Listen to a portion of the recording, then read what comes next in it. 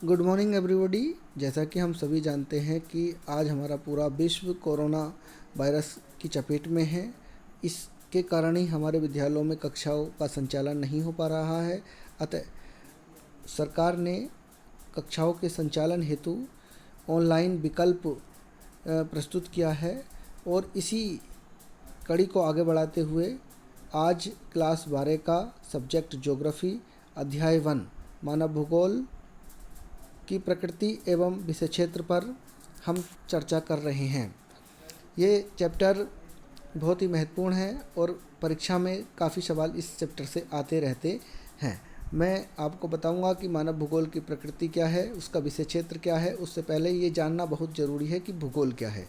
देखिए, भूगोल शब्द का प्रारंभ आंग्ला भाषा के ज्योग्राफी का पर्याय है, जिसकी उत्पत्ति यूनानी भाषा के जी प्लस ग्राफो सबसे मिलकर हुई है। जी का मतलब होता है पृथ्वी और ग्राफो का मतलब होता है वर्णन करना, अर्थात भूगोल अर्थात ज्योग्राफी का जो अर्थ होता है पृथ्वी का वर्णन करना होता है। तो भूगोल को हम दो शाखाओं में बांटकर अध्ययन करते हैं। भूगोल की दो प्रमुख शाखाएं होती हैं, एक भौतिक भूगोल और दूसरा मानव भूगोल। जैसा कि हम जानते हैं कि भौतिक भूगोल का अध्ययन कक्षा 11 में कर लिया गया है, लेकिन यहाँ यह बताना भी ज़रूरी है कि भौतिक भूगोल के अंतर्गत क्या क्या सम्मिलित होता है। तो भौतिक भूगोल के अंतर्गत मैं यहाँ लिखा नहीं हूँ, लेकिन आपको एक बार रिवाइज करा दूँ कि भौतिक भूगोल के अंतर्गत भूआकृति विज्ञान, जलवायु विज्ञान, समुद्र विज्ञान, जैव विज्ञान, पर्यावरण भूगोल, मृदा भूगोल इसके अंतर्गत रखे जाते हैं। जबकि ये सिलेबस हमारी कक्षा 11 में हम आपको पढ़ा चुके हैं। अब कक्षा 12 में के सिलेबस में जो हमारा मानव भूगोल की यूनिट लगाई गई है, मानव भूगोल की विषय वस्तु, प्रकृति एवं विषय क्षेत्र पर हम चर्चा करेंगे। इससे पहले हम मानव भूगोल की शाखाओं को देख लेते हैं। देखिए, मानव भूगोल की निम्नलिखित शाखाएँ होती हैं। जैसा कि मैं आपको बता दूँ, आर्थिक भूगोल, आर्थिक भूगोल, आपका कृषि भूगोल, परिवहन भूगोल, वाणिज्य भूगोल, औद्योगिक भूगोल और संसाधन भूगोल, ये पांचों यूनिट आर्थिक भूगोल के अंतर्गत आती हैं।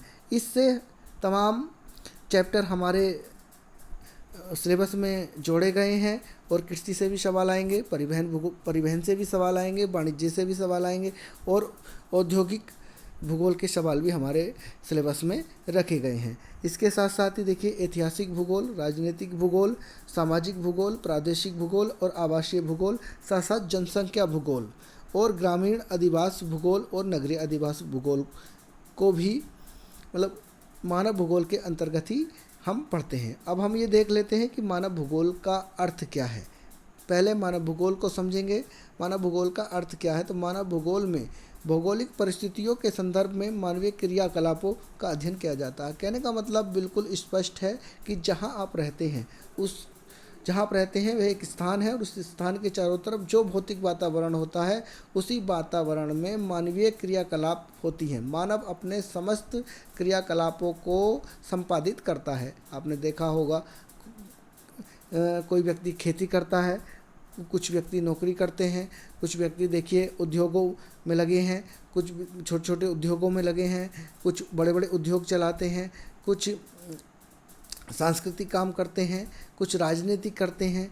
जितने भी कार्य होते हैं वे सब उस क्षेत्र के भौगोलिक परिस्थितियों के अंतर्गत ही होते हैं। तो मानव भूगोल में मानवीय क्रियाओं का अध्ययन किया जाता है, जो पर्टिकुलर एक इलाके के, एक स्थान के, जहां वह मानव रहता है उसके भौगोलिक परिस्थितियों से बंधा होता है। तो भौगोलिक परिस्थितियों में मानवीय क्रियाओं का अध्ययन करना ही मानव भूगोल कहलाता है। देखिए, मानव भूगोल के बारे में हम तमाम चीज़ें पढ़ेंगे। पूरी यूनिट मानव भूगोल की लगी हुई है। इससे पहले थोड़ा एक भूगोल की परिभाषाओं पर चर्चा कर लेता हूं कि भूगोल की परिभाषाएं भी विद्यार्थियों के लिए बहुत ही महत्वपूर्ण है और सवाल काफ़ी परिभाषाओं से सवाल पूछे जाते हैं कि भूगोल की परिभाषाओं को स्पष्ट कीजिए या भूगोल की कोई एक परिभाषा लिखिए। तो मैं आपको बता दूं कि भूगोल की परिभाषाएं तमाम विद्वानों ने दी हैं, जिसमें उन्होंने अपने अपने अलग अलग विचार दिए हैं। यहाँ मैंने कुछ परिभाषाओं को सम्मिलित किया है जिससे आपको ये आइडिया लग जाएगा कि भूगोल का मतलब क्या होता है। तो देखिए, सामान्य अर्थों में हम कहें कि भूगोल वह विज्ञान है जो पृथ्वी का वर्णन कराता है। कहने का मतलब ये है कि जो पृथ्वी, मतलब पृथ्वी का जो शास्त्र वर्णन कराता है, पृथ्वी के बारे में हमें जानकारी देता है कि कौन सा स्थान कहाँ है, तो ये भूगोल के अंतर्गत आता है। तो भूगोल वह विज्ञान है जो पृथ्वी का वर्णन कराता है। साथ ही साथ देखिए, अगर हम बात करें जर्मन भूगोलवेत्ता अलेक्जेंडर वान हम्बोल्ट की, तो उन्होंने भी कुछ ऐसा ही कहा था कि भूगोल प्रकृति के अध्ययन से संबंधित है। उन्होंने कहा था कि भूगोल प्रकृति के अध्ययन से संबंधित है। इसी प्रकार अगर हम बात करें जर्मन दूसरे भूगोलवेत्ता की कार्ल रिटर जी की, तो उन्होंने भी यही कहा था कि भूगोल का उद्देश्य पृथ्वी के तल का अध्ययन है। भूगोल का उद्देश्य पृथ्वी के तल का अध्ययन है, जो मानव का ग्रह निवास ग्रह है। बहुत ही महत्वपूर्ण परिभाषा उन्होंने दी है।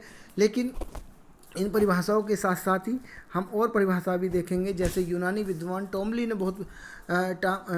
बहुत पहले परिभाषा दी थी कि भूगोल वह आभामय विज्ञान है जो पृथ्वी की झलक स्वर्ग में दिखाता है। तो देखिए, इन्होंने अध्यात्म से जोड़ के, खगोल से जोड़कर ये परिभाषा दी है। इस परिभाषा के अंतर्गत पृथ्वी को एक ऐसा ग्रह माना गया है जो स्वर्ग माना गया है, क्योंकि अगर हम पूरे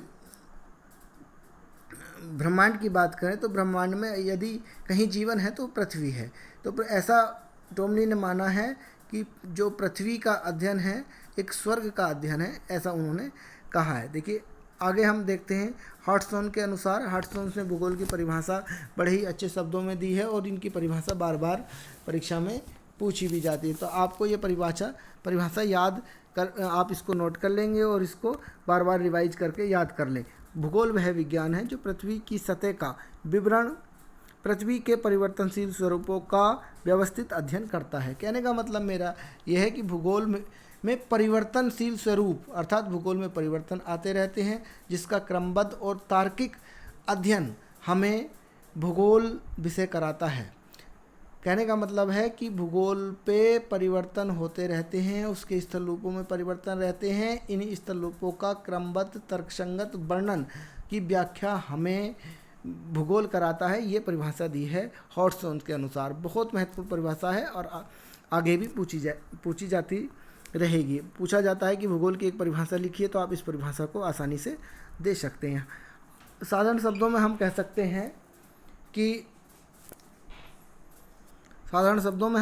हैं कि भूगोल वह विज्ञान है जो स्थलमंडल, जैवमंडल और वायुमंडल का अध्ययन मानव के संसार के रूप में कराता है। यहाँ एक बात और बता दें कि भूगोल में अगर भूगोल की पूरे की विषय वस्तु देखें तो स्थलमंडल, जलमंडल, वायुमंडल और जैवमंडल में ही मानव भी शामिल हो जाता है, मानवीय क्रियाएं भी शामिल हो जाती हैं, तो इसी का अध्ययन कराता है।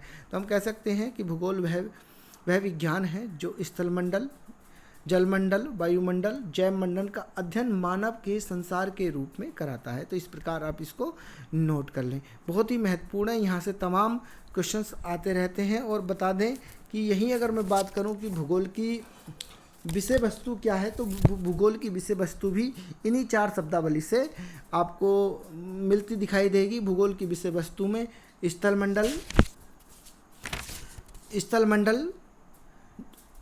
जलमंडल, वायुमंडल और जैवमंडल को सम्मिलित किया जाता है। और जैवमंडल में ही आप देखते हैं मानव और वनस्पति जगत को भी हम सम्मिलित करते हैं। बात हम करते हैं भूगोल के अध्ययन की, भूगोल के विषय क्षेत्र की। तो भूगोल के विषय क्षेत्र के अंतर्गत स्थलमंडल में हम देखिए तमाम चीज़ों का अध्ययन करते हैं, जैसे पृथ्वी की उत्पत्ति, पृथ्वी की आंतरिक संरचना, भू संतुलन कि पृथ्वी पर भू संतुलन कैसे बना रहता है, पृथ्वी पर परिवर्तन लाने वाली आंतरिक एवं बाह्य शक्तियाँ देखते हैं। आंतरिक शक्तियों में आप अंदर की ज्वालामुखी देखेंगे, भूकंप देखेंगे। बाह्य शक्तियों में आप अपरदन के अभिकर्ता देखेंगे, जो आपने 11वीं में पढ़े हैं। जैसे बाह्य शक्तियों में आपका बहता हुआ जल है, समुद्री तरंगे हैं, भूमिगत जल है और वायु है। ये सब आपके क्या हैं, बाह्य बल हैं। इसी प्रकार आप सैल देखेंगे, मिट्टी, खनिज देखेंगे। और स्थलमंडल पे आप पर्वत, पठार, मैदान और अफवाह तंत्र आदि का अध्ययन किया जाता है। तो स्थलमंडल पर हम इन समस्त चीज़ों का अध्ययन करते हैं। बात करते हैं हम जलमंडल की।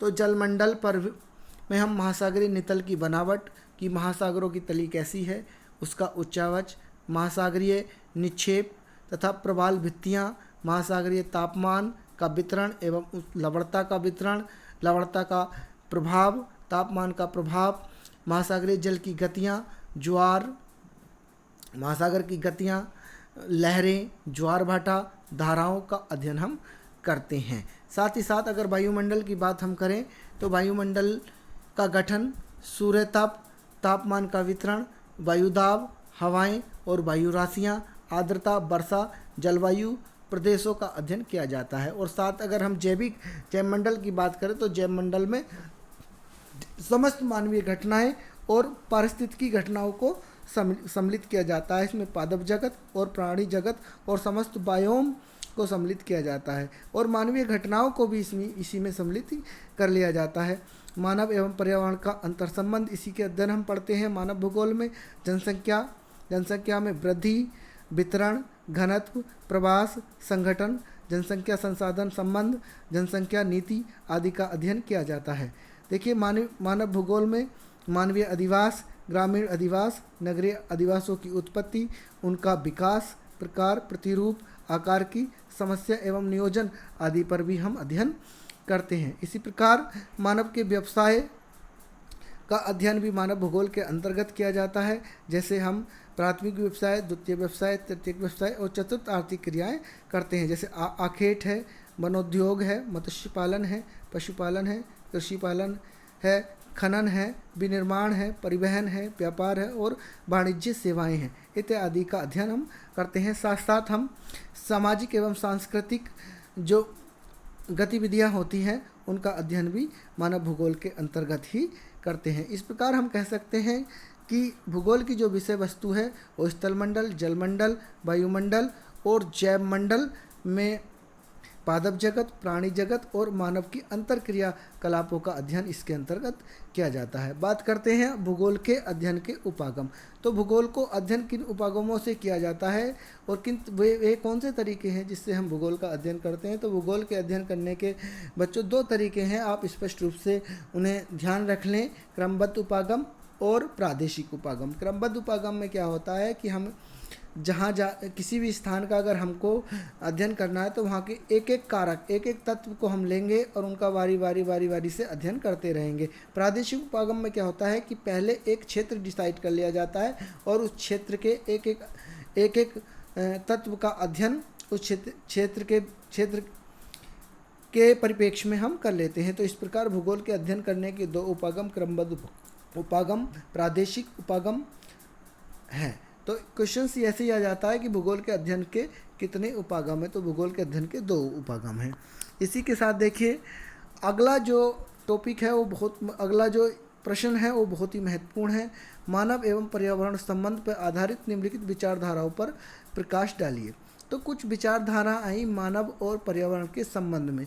जैसे जैसे मानव का विकास होता गया वैसे वैसे हमारे विचारों में, हमारी सोच में बदलाव आता गया, क्योंकि परिवर्तन प्रकृति का नियम है। ये हम जानते हैं कि परिवर्तन प्रकृति का नियम है, परिवर्तन होते रहते हैं। तो विचारों में भी बदलाव आया, हम मानव की सोच में भी बदलाव आया और मानव और पर्यावरण के संबंधों हमेशा रहे हैं और आगे भी रहेंगे।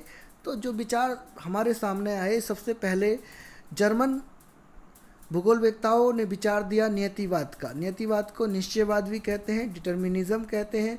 दूसरा विचार जो दिया वो फ्रांस के भूगोलवेत्ताओं ने दिया, उसको संभववाद कहते हैं। और तीसरा विचार जो आया नवनियतिवाद आया। ये 3 विचार हमारे सामने मतलब आए, एक दूसरे के बाद आते गए और इन विचारों से सवाल आते हैं। इंटरमीडिएट परीक्षा में इस विचारधाराओं से एक सवाल प्रत्येक वर्ष आएगा और आता रहेगा। देखिए अब हम इसका डिटेल में अध्ययन करते हैं कि इस विचारधारा ये क्या कहती हैं कि नियतिवाद क्या है। नियतिवाद हमें ये बताता है कि जब मनुष्य कमज़ोर था, जब मनुष्य के पास संसाधन नहीं थे, जब मनुष्य के पास टेक्नोलॉजी नहीं थी, तो मनुष्य को प्रकृति के अधीन रहना पड़ता था। नियतिवादी बताते हैं कि मनुष्य को प्रकृति के प्रति एक कारक का, प्रति एक पक्ष का, प्रकृति के प्रति एक पक्ष का मतलब प्रत्येक पक्ष को मानना पड़ता था। प्रकृति यहाँ पर जैसा मानव को नचाती थी, मानव को वैसा ही नाचना पड़ता था। कहने का मतलब है कि मनुष्य के कार्य पर प्रकृति का अधिकार था। प्रकृति अधिक शक्तिशाली थी। हम देखिए कह सकते हैं नीतिवादी विचारधारा जर्मन भूगोलिक विचारधारा है। इसके जो प्रतिपादक हैं वो जर्मन के भूगोलवेत्ता हैं। तो इस विचारधारा में क्या खास बात है, देखिए यहाँ मैं पॉइंट बनाए हैं और मैं आपको बता रहा हूँ। यह मानव और प्रकृति अंतर क्रियाओं की व्याख्या करता है। देखिए चाहे नियतिवाद हो या संभववाद हो, सब ने मानव और प्रकृति की अंतर क्रियाओं की ही व्याख्या की है।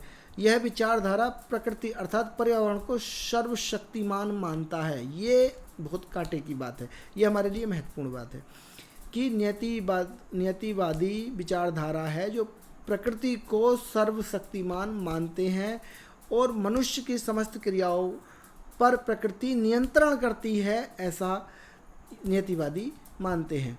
उन्होंने यहाँ तक कहा है कि प्रकृति मनुष्य की स्वामी है और मनुष्य प्रकृति का दास है। देखिए स्टेटमेंट बिल्कुल स्पष्ट करता है कि प्रकृति अधिक शक्तिशाली है क्योंकि प्रकृति स्वामी है और मनुष्य उसका दास है। तो दास को जैसा आदेश देगी प्रकृति, दास वैसा ही करेगा। तो मनुष्य पहले क्या था कि मनुष्य के विचारों पर, मनुष्य की सोच पर, मनुष्य के क्रियाकलापों पर प्रकृति का अधिक प्रभाव दिखाई दिया और प्रकृति के अधिक प्रभाव को ही नीतिवाद कहा गया। तो ये विचारधारा प्रकृति के पक्ष में है, प्रकृति को ज़्यादा शक्तिशाली मानती है और मनुष्य की इसकी तुलना में कमज़ोर मानती है। तो हम स्पष्ट रूप से कह सकते हैं कि यहाँ प्रकृति विजेता है और मनुष्य उसके सामने बहुत कम शक्तिशाली है। मनुष्य को प्रकृति में रहकर ही, प्रकृति की बात मानकर ही अपने क्रियाकलाप करने होते हैं। तो नियतिवादी विचारधारा के समर्थक कौन कौन रहे हैं ये मैं आपको बता दूं। तो जर्मनी के प्रसिद्ध वैज्ञानिक और मानव भूगोल के जनक रेडजेल बहुत महत्वपूर्ण है। देखिए मानव भूगोल के जनक कौन है, रेडजेल। इनकी शिष्या थी कुमारी सैम्पुल। देखिए एल्सवर्थ, हंटिंगटन और डेमोलिन, ये चारों जो विद्वान हैं ये नियतिवाद के समर्थक रहे हैं और ये विचारधारा आपके समझ में आई होगी। तो इस विचारधारा से तरह तरह के सवाल आते रहते हैं कि नियतिवादी विचारधारा के कौन कौन समर्थक हैं, या आपको स्टेटमेंट दे दिया जाता है कि प्रकृति मनुष्य की स्वामी है और मनुष्य प्रकृति का दास है। ये किस विचारधारा से संबंधित है, या आपको 2 नंबर में पूछ लिया जाता है कि नियतिवाद क्या है, नियतिवाद को समझाइए। तो जो मैंने आपको ऊपर बताया है, इसमें प्रकृति को शक्तिशाली माना है, मनुष्य को प्रकृति का दास माना है, मनुष्य प्रकृति के विपरीत नहीं चल सकता, इसमें उसकी आज्ञा का पालन करना पड़ता है, प्रकृति उसके प्रति एक पक्ष पर अधिक प्रभावशाली है, ये बताया गया है। देखिए दूसरी विचारधारा जो हमारी आई, संभववाद आई। संभववाद विचारधारा फ्रांसीसियों ने दी, फ्रांस में ये जन्मी और ये विचारधारा इसके एकदम विपक्ष में आई। इसने प्रकृति को अधिक शक्तिशाली नहीं माना, अर्थात इनने मानव को अधिक शक्तिशाली माना। तो देखिए हम कह सकते हैं कि मनुष्य प्रकृति का स्वामी है तथा प्रकृति मनुष्य की दास है। नियतिवाद का बिल्कुल इसने उल्टा कर दिया इस विचारधारा ने। कहने का मतलब ये है कि इसमें मनुष्य को अधिक शक्तिशाली माना गया है प्रकृति से, क्योंकि मनुष्य अपने क्रियाकलापों से प्रकृति को पीछे छोड़ देता है। इसमें इन्होंने ऐसा कहा है, प्रकृति को केवल एक सलाहकार माना है, प्रकृति सलाहकार से अधिक कुछ भी नहीं है, ऐसा इन्होंने माना है। देखिए मैं इस विचारधारा में आपको बता दूं कि इस विचारधारा का विकास फ्रांस में हुआ था। इस विचारधारा में भी मानव पर्यावरण के अंतर संबंधों का अध्ययन ही किया गया है। इस विचारधारा में मानव को पर्यावरण की तुलना में अधिक क्रियाशील माना है, अधिक शक्तिशाली इन्होंने मानव को माना है। इनके अनुसार मनुष्य प्रकृति का स्वामी है तथा प्रकृति मनुष्य की दास है। स्पष्ट है, बिल्कुल उल्टा कर दिया है। इसमें मनुष्य को प्रकृति का स्वामी माना है और प्रकृति को मनुष्य का दास माना है। देखिए इस प्रकार से संभववाद शब्द का प्रयोग सर्वप्रथम फ्रांसीसी लूसियन फेब्रे ने किया था। ये सवाल आता है कि संभववाद शब्द का प्रयोग सबसे पहले किसने किया, तो लूसियन फेब्रे ने किया। लेकिन संभववाद विचारधारा के प्रतिपादक किसे माना जाता है, तो WD लाब्लास जी को माना जाता है। तो दोनों क्वेश्चनों पर आप अपनी नज़र बना कर रखें, इससे तमाम सवाल पहले भी आए हैं और आगे भी आते रहेंगी। देखिए इसी प्रकार अब हम देखते हैं कि संभववाद के समर्थक कौन कौन थे। तो लुइस फैब्रे, वाइट डी लाब्लास, जेम्स ब्रून्स और डिमाजिया जैसे जो विद्वान थे, ये संभववाद के कट्टर समर्थक थे। आई बात समझ में। तो नियतिवाद में हमने क्या देखा? नियतिवाद में हमने ये देखा कि प्रकृति ज़्यादा शक्तिशाली है। संभववाद में हमने क्या देखा कि मनुष्य अधिक शक्तिशाली है। तो आप स्पष्ट रूप से समझ गए होंगे। अगर समझ में नहीं आया तो दोबारा इसको आप दोबारा से देखिए, आपके सारी बातें समझ में आ जाएंगी। इसके बाद देखिए अगली विचारधारा आई हमारी नियतिवाद। नियतिवाद को देखिए नव निश्चयवाद, नव पर्यावरणवाद, वैज्ञानिक नियतिवाद, रुको और जाओ नियतिवाद आदि नामों से भी जाना जाता है। यह नियतिवाद का संशोधित रूप है। ऐसा माना जाता है कि जो नियतिवाद है, जो प्रकृतिवाद है, उसका ये संशोधित रूप है। नव नियतिवाद विचारधारा सिद्धांत का प्रतिपादन ग्रिफिथ टेलर द्वारा किया गया था। बहुत महत्वपूर्ण है, कई बार परीक्षा में आया है कि नव नियतिवाद विचारधारा के प्रतिपादक कौन है, तो ग्रिफिथ टेलर रहे हैं, ने किया था। इसे वैज्ञानिक निश्चयवाद तथा रुको और जाओ नियतिवाद भी कहा जाता है। काफ़ी बार ये आया है कि वैज्ञानिक नियतिवाद किसे कहा जाता है, रुको और जाओ की अवधारणा किसने दी है, तो ग्रिफिथ टेलर ने दी है। ये इसी को नवनियतिवाद कहते हैं। और इस सिद्धांत द्वारा नियतिवाद एवं संभववाद के मध्य सामंजस्य स्थापित करने का प्रयास किया गया है। और इनके अनुसार न प्रकृति का मनुष्य पर पूर्ण नियंत्रण है एवं ना ही मनुष्य प्रकृति पर विजेता है। कहने का मतलब है कि इन्होंने बीच का मार्ग निकाला है। नहीं, इन्होंने कहा है ना तो प्रकृति ही पूर्ण रूप से नियंत्रण करती है और ना ही मनुष्य प्रकृति का विजेता है। आप दोनों को आपस में संभावनाएं देखकर कार्य कर लेना चाहिए।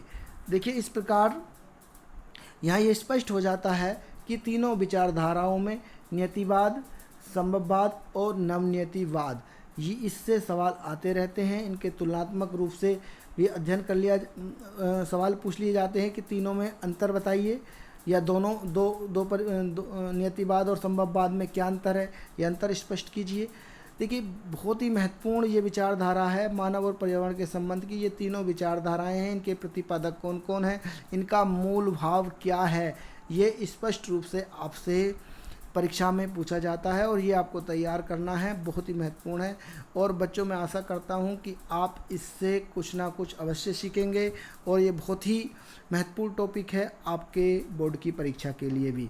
देखिए ज़्यादा ना कहते हुए इस अध्याय को हम यहीं समाप्त करते हैं। इससे आगे किस प्रकार के क्वेश्चन इससे पूछे जाते हैं हम अगले वीडियो में आपको देंगे। इन्हीं शब्दों के साथ जय हिंद, जय भारत।